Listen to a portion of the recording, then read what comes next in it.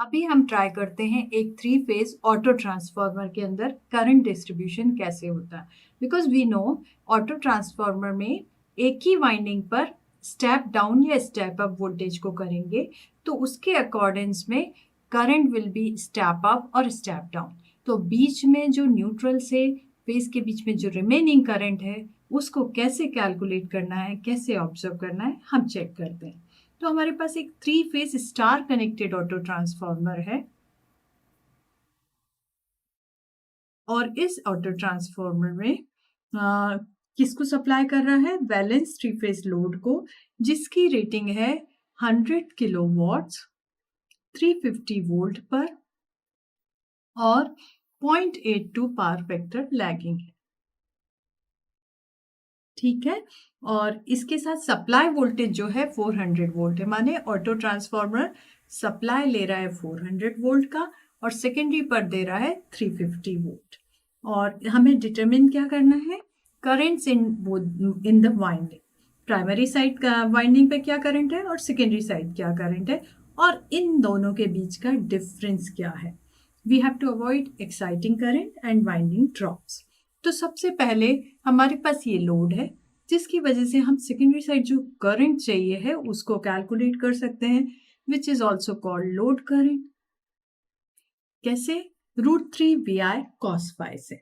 तो √3 VI cos phi equation से this power output would be divided by √3 VL cos phi।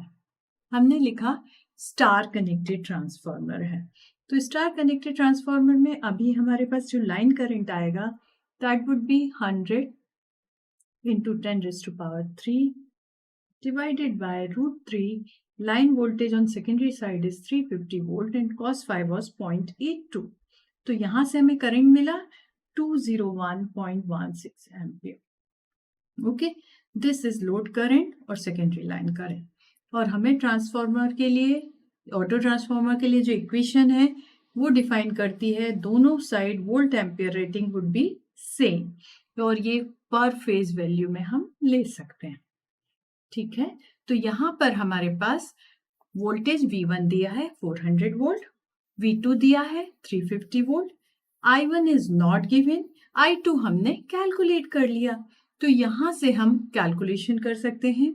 क्योंकि हमारा transformer star connected है, phase value would be line value divided by √3 into I1 350 divided by √3 into 201.16. This gives us current value on the primary side as 176.02 amperes. अब हमारे पास secondary में जो current निकल रहा है that is 201.16।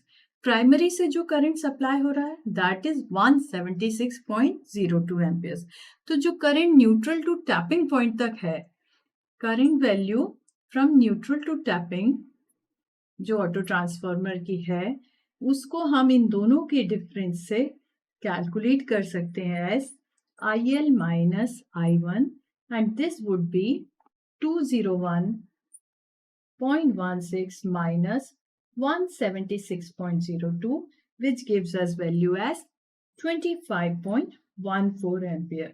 These can give us complete information of auto transformer rating.